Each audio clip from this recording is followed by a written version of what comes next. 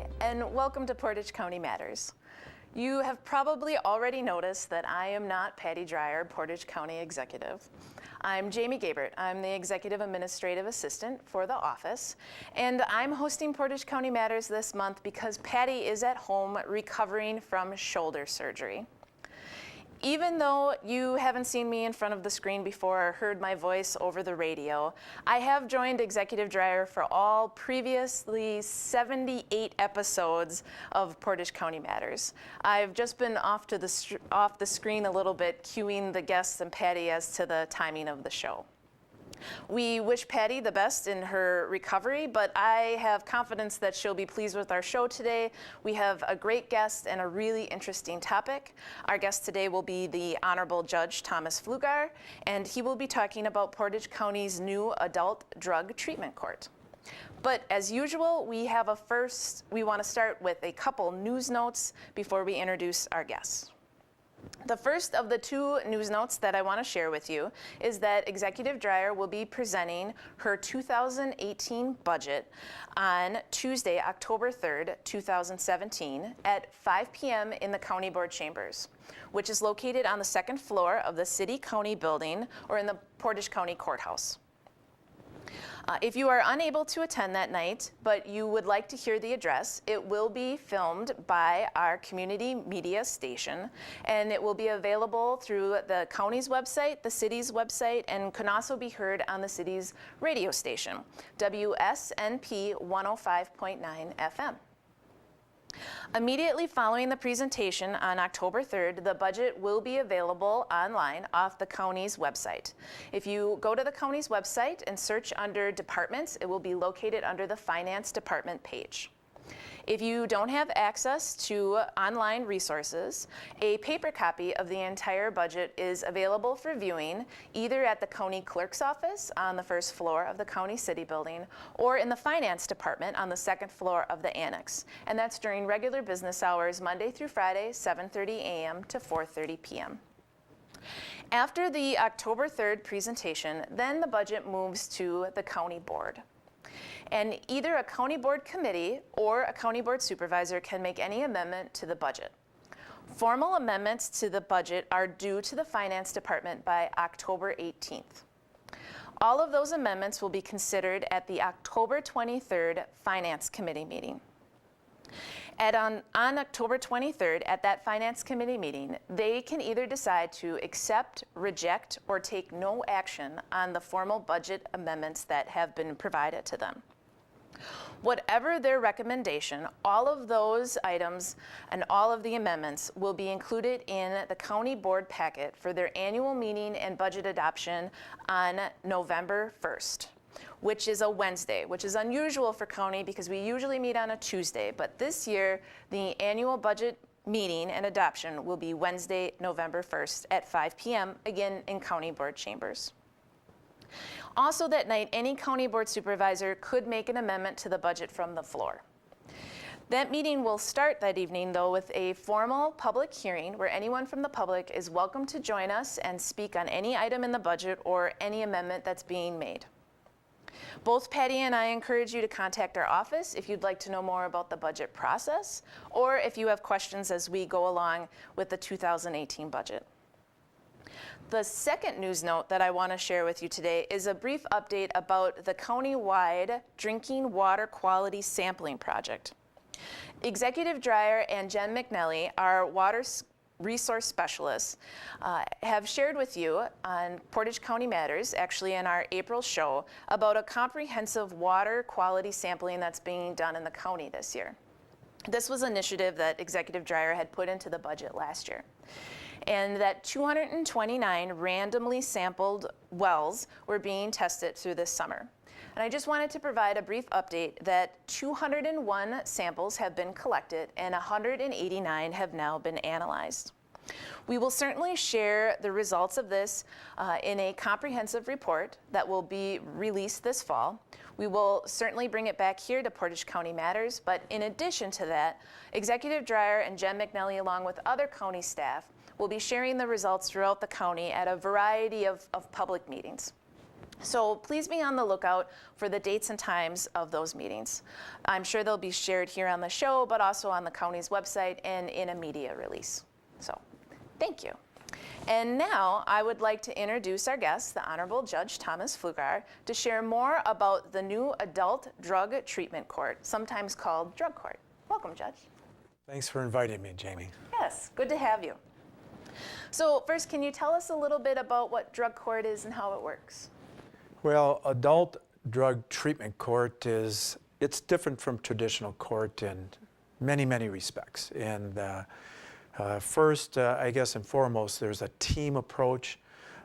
In a typical regular court, you have adversaries making their arguments to a judge, and the judge listening to both sides of the arguments and then making a decision individually. And it's something that I do every day, and I've done it for many, many years.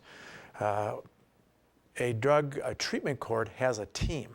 And what I mean by that is that when we formed this court, and to prepare for our drug treatment court, we prepared for almost 2 years. And the team is comprised of a representative from the DA's office, a representative of the public defender's office. There is a treatment provider. That's the person that provides drug treatment counseling, both individual and group counseling. There's also a case manager. The law enforcement, all 3 law enforcement agencies are represented on the team, meaning Plover Point and Portage County Sheriff's Deputy. There might be a couple other that I'm forgetting right now, and I apologize to them if I am. And what I mean by that is that the team meets before court, and court is every week, and evaluates each participant in the court and sees how they have done that week. And they have a number of requirements that the participants in the court must meet. And if they have failed to meet those and there's going to be a sanction, there's a team decision. It's not just the judge deciding, the entire team decides what the sanction should be, what the punishment should be if there has been some type of violation. So drug court is more informal. If you go into a regular courtroom, the first thing most people realize it's very formal. Drug court is much more informal. I still come out, I still wear a judge's robe, but the treatment team is seated in front, and the participants can either sit in the witness box or stand at the podium, and there is a discussion that takes place between myself and the participants about anything from their lives that may have happened that week involving family members, their children, whatever, to specific sanctions that they were supposed to do or requirements that they had to have completed, maybe whether it was community service, maybe some different thoughts and what they may have learned at an NA meeting, counseling, those types of things. And so it's a more informal give and take between the participant and the judge. Could you talk a little bit about how participants find drug court, how they get to that place? Yes, they are recommended by either the district attorney's office or their attorney, typically a public defender. I, as the judge, could identify a case that's coming before me or one of the other 2 judges and say, well, maybe this might be a good case for drug court. But typically it's going to come from the DA, the public defender, or law enforcement. They might make a recommendation to the DA when they refer charges that this individual should be considered for drug court. Then there is the team evaluates whether or not they would be appropriate. Law enforcement does a background and checks with the drug officers to see if they agree that this person would be a good candidate. And then there's an assessment done. And there's an assessment tool that we call the Compass. And these individuals that are admitted into drug court are high risk and high need. And so we are dealing with very difficult cases, difficult individuals. And I guess to put it bluntly, every single person that's in our drug court would otherwise be in prison. These are not individuals that would be in the community on community supervision. They are high risk and high need. And when and where is drug court held? Drug court is held on every Monday at 1:30 in Branch 3 in my courtroom. And it usually is about an hour in duration, and it is open to the public. The courtroom door is closed. Normally the courtroom doors are open. It's closed, but there's a sign on it that says that drug court in session, please come in. The only reason we do keep the drug court door closed is because there is a lot of applause. And I do invite any of the viewers to come and watch and see what happens. Meet the participants. See what drug court is all about. And you will see that there's applause for sobriety days. And individuals, every day of sobriety is a big deal. And so when we get to the point where how many days have you been sober, you have not used, and they tell us that number, whether it's 3 days or it's 30 days or 130 days, there's a loud round of applause. And so we keep the doors closed because the other courtrooms are right across the hall and it could be disruptive to them. How many people right now do we have in drug court? I think we have, it's either 9 or 10. And we are a court that was designed to have 20. We opened on April 3rd, so we're slowly accepting individuals into the court. So they're at different stages, and it's designed that way. All our participants, as I already indicated, have to be high risk, high need. And so it's not easy to get into drug court. And when I say that, people will ask, well, what do you mean by that? Is that, first of all, we don't take individuals who are violent offenders. If there's been a firearm or a weapon involved in their offense, they're not eligible for drug court. Or if they're not high risk or high need enough, meaning that if they're, for example, a first-time offender, they don't typically end up in drug court. Those individuals go through the traditional criminal justice system. They may be on probation, community supervision, and going through an alcohol and drug treatment program that we have in the community, because that is where you try to give the rehabilitation first. And there's other options that are less intrusive than what drug court is. And what makes this approach more successful than traditional court? Well, I think it's, there's been a lot of studies done, and we're certainly not the first drug treatment court. We're a little bit late to the game, to be frank with you. I would say probably 75% of the counties in Wisconsin have a drug court, and around the country they have become very, very popular. And the studies are showing that the reason that they're successful is for, I guess, a lot of reasons. Number one is that it is really intense supervision. When somebody's put on probation, they may see their probation agent once every 2 weeks, maybe even once a month, and they're ordered to have to comply with certain conditions of probation. But the only time they would end up back in front of a judge is if they have violated their probation. And so once they leave the courtroom, I don't see them again. A person that's just on regular probation. The individuals who are in our adult drug treatment court have been convicted. They are on probation. Many of them have imposed and stayed prison sentences, but they're required to come to court in phase 1 every single week. And so that's part of the success, is that they are under close supervision and they know that they're going to have to see the judge every week and answer for everything that they had to do that week. And you might ask, well, what do they do in a typical week? Well, they do have that individual counseling session with their treatment provider when we have contracted through our grant with ministry. They have 2 group meetings with the other participants. during that week. And so they have 3 dosage hours, if you will, or 3 dosage sessions per week with a treatment provider. All of them are encouraged, and almost all of them do participate regularly in NA or AA meetings at night. And they also might be doing community service. Some of them have found employment.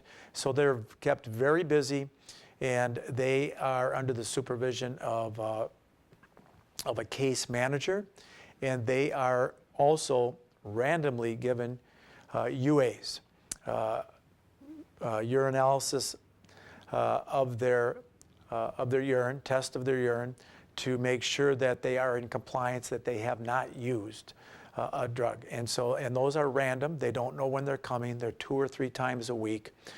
They are text messaged, or they have to call in, and then they're texted as to when and where to show up to provide that sample, and that is sent to a lab, and we have the results usually within 24 hours. And so when you have all this treatment and you're being tested, and you know you're going to have to see the judge every week, the science has shown that that is why it is successful.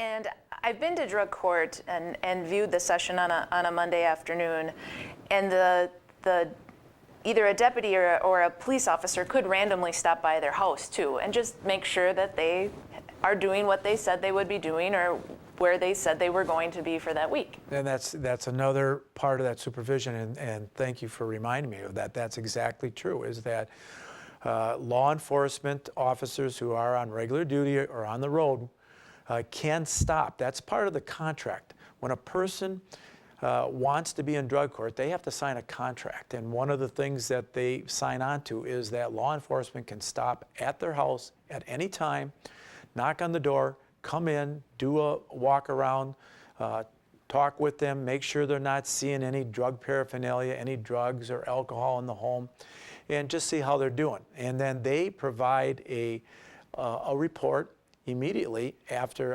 I'm sure it's completed right from their computer in their squad car. It's generated and it's emailed to all the team members that there was this stop by at this participant's house, the date, the time, what they observed, whether they were given a breathalyzer test, whether they appeared to be in any way impaired. And so that's another level of supervision. Now, I know that some people are probably thinking, do we really need this in Portage County? Is there really an issue?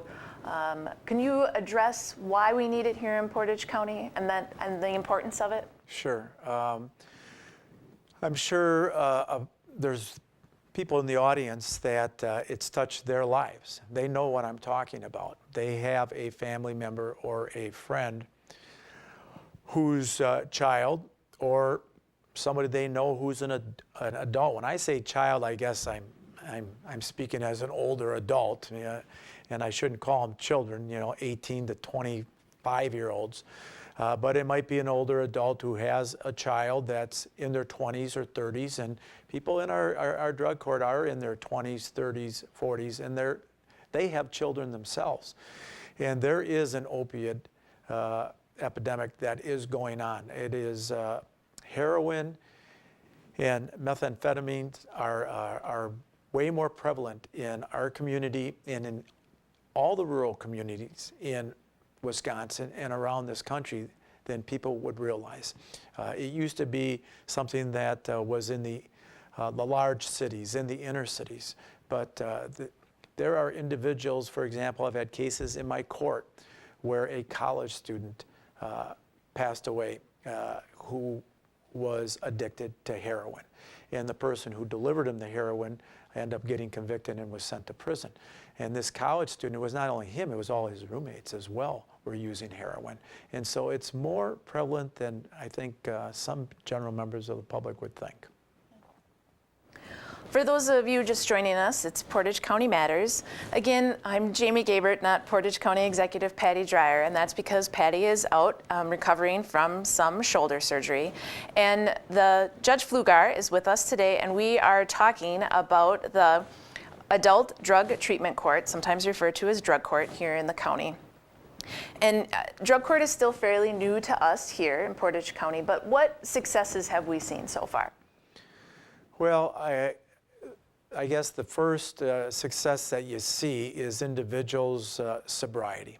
There are people in the drug court that have over 100 days of sobriety. And when I talk with them, when was the last time you were sober this long, not using?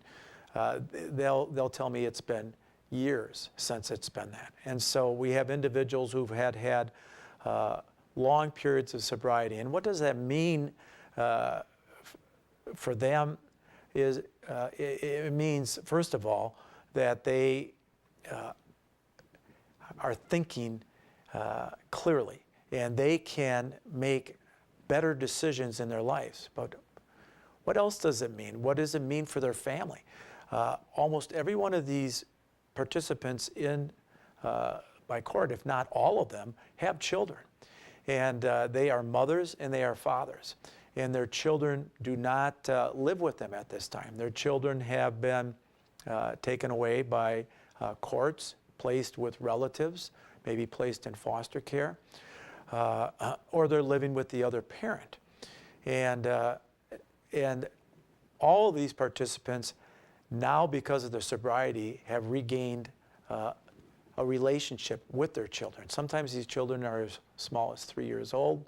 Some of them are teenagers. Some of the teenagers have come to court to see their mom, see their dad, and it's clear that they're proud of their parents and they love their parents despite the legal difficulties they've gotten themselves into. The bond between a parent and a child is inseparable, and these children benefit immensely. And I've had parents of these participants say, I finally have my child back, the one that I used to know, the sober child, not the one who is all whacked out on drugs. And so those are some of the early successes. A lot of them have been able to secure employment where they weren't working, they weren't capable of working. And that's, I do want to have a plug out there for the employers who have employed our participants. And because many of them have gone out and have secured employment after they've been in drug court, and they are told they have to tell their employer immediately that I'm in drug court, and explain why, and also tell them all the responsibilities they have when they're in drug court, which means during the day they're going to have to be at their treatment sessions, whether they're group or individual. And some of them work shift work, and so they might at night have to be at different functions. And I've been amazed at the employers and the support that they have given these participants in terms of saying, this is important to you, you can leave work to go to your treatment session and then just be back right after that. And so it really does take a community to raise a child, but it also takes a community to support this drug court. And the early returns on that is that the community is supporting it. I have heard from many individuals that whether they're neighbors, friends, or relatives that have told me that they agree with this court that we have developed here in Portage County, and they wish me success in it. And the employers are supporting it by employing people who are in this court, and I thank them. Is there anything that's surprised you, that you've been an experience or a learning opportunity that's surprised you in the time that we've operated the court? Well, I think that the surprises is when you talked about the difference in regular court and drug court is that there are some judges that don't want to do a drug court, and they would not feel comfortable doing it because there's a lot of social work involved in being the drug court judge, meaning that I get to know these individuals at a personal level where normally I don't. Normally, when they come in for sentencing, I find out as much information. It's provided to me by the lawyers and by the Department of Corrections, and then I make my decision. And then they leave, and I don't see them again. I get to know them on a very personal level, and you learn that these are our friends, they're our neighbors, they're in our community, that they have children, they have lives, and they want to be productive people in the community. When I asked them just a couple of weeks ago, what do you want to see in yourself a year from now? What do you want a year from now? Because drug court does last 12 to 14 months. And they all say they have the same goals that we all do. They'll say things like, I want to live, I want to have a place to live, I'd like to have a vehicle, and I want to be seeing my children regularly, if not sharing placement with them. And so, those are realistic goals if we can keep them sober and employed. And there's, when I attended drug court, you provide the participants, if they've had a good week, a token. Can you talk a little bit about that? It's very moving. They really want to work to get their coin every week. It is interesting, and we were going through training. We thought, well, will the participants really get excited about getting a great job token? And and we have some incentive prizes as well, and it could be a $5 gift certificate to a fast food place, or a $10 gas card, or a $15 gas card, or to a local restaurant. And but they have to earn those by getting a token each week, and they get a token if they have done well. And that's when the applause comes as well. And so it's an incentive, and you can see it in their eyes that they are proud of themselves, that they've had a week of sobriety, that they've done well, and that they've earned this token, and they can cash those tokens in at a later date for some type of small prize. Yes. Is there any sort of unmet need or barrier that you feel that you'd like to share with the community that would help these individuals maintain their recovery? Well, yes, and and the thing that I have learned is just how poor all of these individuals are. I'm talking about poverty, and many of the participants in the court really don't have a place to live, and they are living on a relative's couch, maybe their mom's couch, and they're 35 years old, or they're living in a friend's basement. We do have some sober houses, and we have 2 of our participants living in the women's sober house. And that is a shortcoming in this community. We only have 1 women's sober house, which is a great adjunct to any individual who wants to remain sober, but it's a great adjunct to our adult drug treatment court, living in a sober house. We have 3 or 4 for men, but we only have 1 for women. And so all these individuals have so many struggles in terms of owing fines, owing court costs, maybe restitution.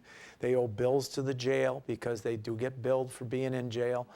If they have received medical treatment, one of our recent participants just got her first check, and she said the whole thing was gone because she owed money to the person she's living with to pay some room and board. She owed the jail some money. She owed some money on fines. She owes money to Department of Corrections, and she has nothing left. And so those are real barriers. And I would say this freely, and this goes for people that aren't even in the drug treatment court. I see so many people that are struggling financially, and I don't believe that they would even be in a criminal court if they had a job that paid $25 or $30 an hour. And so many of them struggle, and I think they give up. Well, thank you for sharing all of this today. I really appreciate it. Please join us next month when Executive Dreyer will be back on Portage County Matters. Thank you.